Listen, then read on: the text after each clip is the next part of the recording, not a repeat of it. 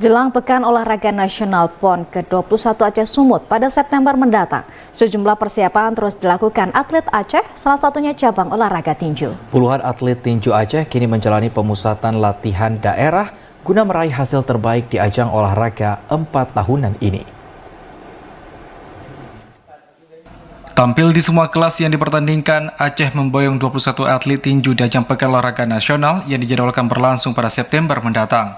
Dari 21 atlet, 10 diantaranya menjalani pemusatan latihan di Dian Jauhari atau DJ Bayu di Kecamatan Darul Imarah, Aceh Besar. Adapun 11 diantaranya menjalani pelada di Kabupaten Banda Meriah. Selain hasil seleksi baru, atlet yang mewakili Aceh di Pesta Olahraga Nasional ini merupakan mereka yang lolos dari hasil seleksi Kejurnas. Di bawah asuhan pelatih Dian Jauhari, seluruh atlet terus menjalani berbagai tahapan, mulai teknik dasar maupun mengikuti sesi pra maupun kompetisi yang digelar di sejumlah provinsi di tanah air. Persiapan juga dilakukan dengan mengikuti kejuaraan tinju di beberapa negara. Adapun target pengurus cabang olahraga tinju ini mampu menyumbangkan emas bagi Provinsi Aceh di ajang PON ke-21 mendatang. Kan ada kejuaraan-kejuaraan yang kita ikuti.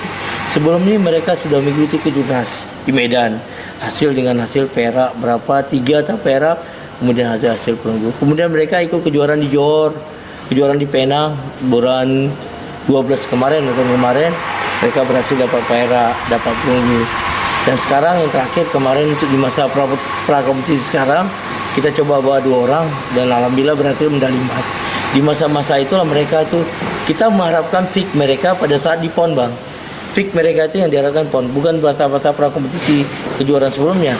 Tapi mendukung ke depan, mereka kita harapkan di PON fixnya bagus, mengharapkan emas. Hingga kini, atlet tuan rumah Sumatera Utara menjadi pesaing yang perlu diwaspadai oleh atlet asal Tanah Rencong.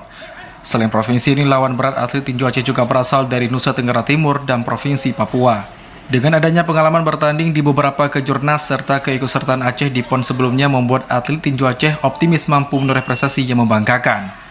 Dari Aceh Besar, Arman Konadi, TVRI Aceh melaporkan.